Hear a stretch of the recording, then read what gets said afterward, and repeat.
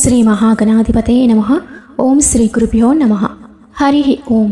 సంపూర్ణ కార్తీక మహాపురాణము 29వ రోజు పారాయణము.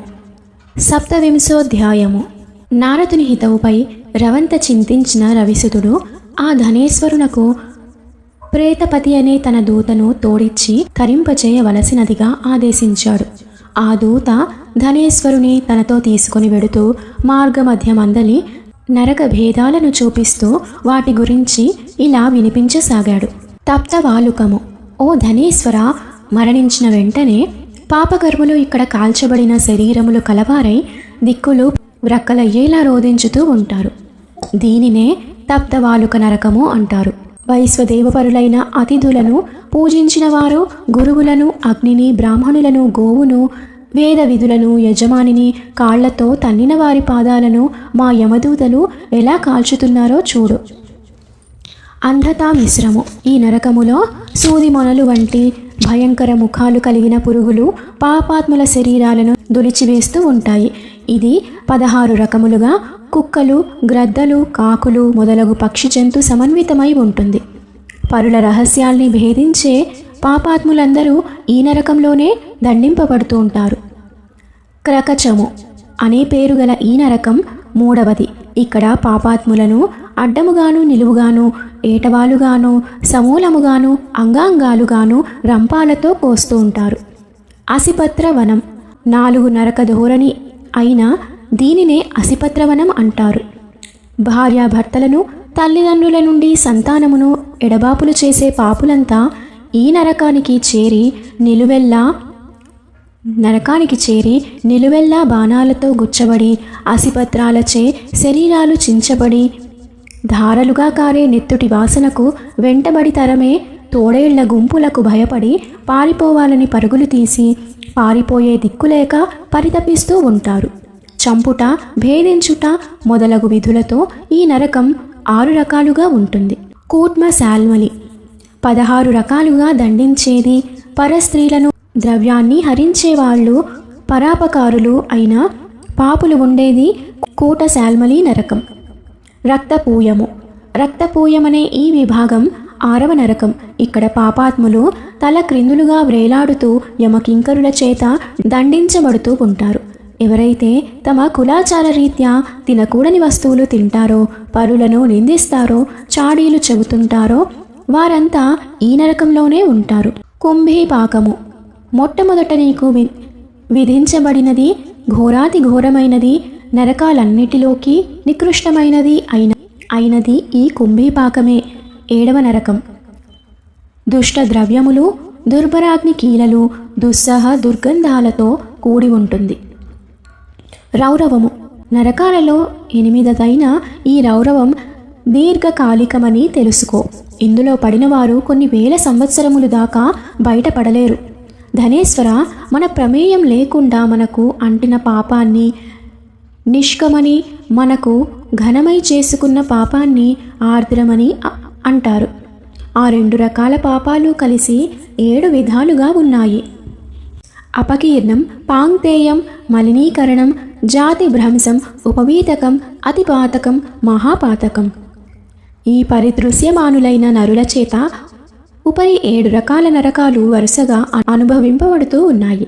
కానీ నువ్వు కార్తీక వ్రతస్థులైన వారి సాంగత్యం ద్వారా పొందిన అమిత పుణ్యం కలిగిన వాడవు కావడం వలన ఈ నరకాలను కేవల దర్శన మాత్రంగానే తరించగలిగావు.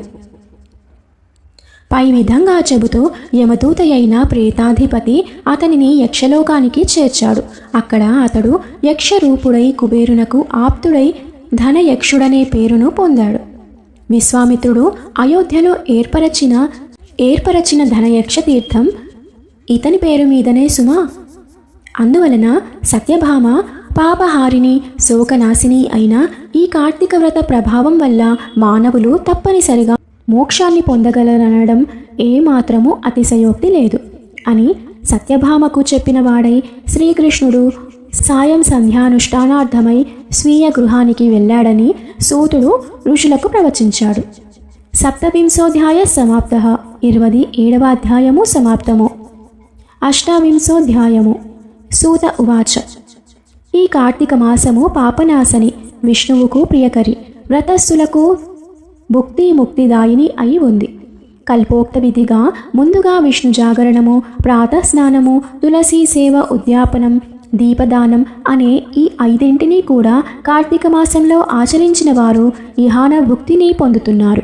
పాపాలు పోవాలన్నా, దుఃఖాలు తీరాలన్నా, కష్టాలు కడతీరాలన్నా కార్తీక వ్రతాన్ని మించినది మరొకటి లేదు. ధర్మార్థ కామ మోక్షాలు 4 కోసము ఈ కార్తీక వ్రతం ఆచరించవలసి ఉంది. కష్టములలో ఉన్నవాడైనను, దుర్గారణ్యగతుడైన, రోగి అయినా సరే విడవకుండా ఈ వ్రతాన్ని పాటించాలి. ఎటువంటి ఇబ్బందులు కలిగినా సరే వ్రతమును మానకుండా శివాలయంలోనో విష్ణువాలయంలోనో హరి జాగరాన్ని ఆచరించాలి. శివ విష్ణు దేవాలయాలు చేరువలో లేనప్పుడు రావి చెట్టు వద్ద గాని, తులసి వనంలో గాని వ్రతం చేసుకునవచ్చును.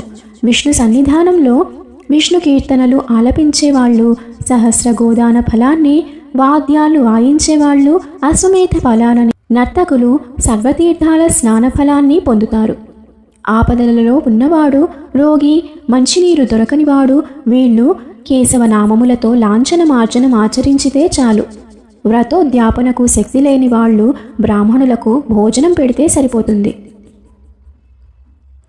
అవ్యక్తరూపిణో విష్ణో స్వరూపో బ్రాహ్మణో భువి. శ్రీ మహావిష్ణువు యొక్క స్వరూపమే బ్రాహ్మణుడు.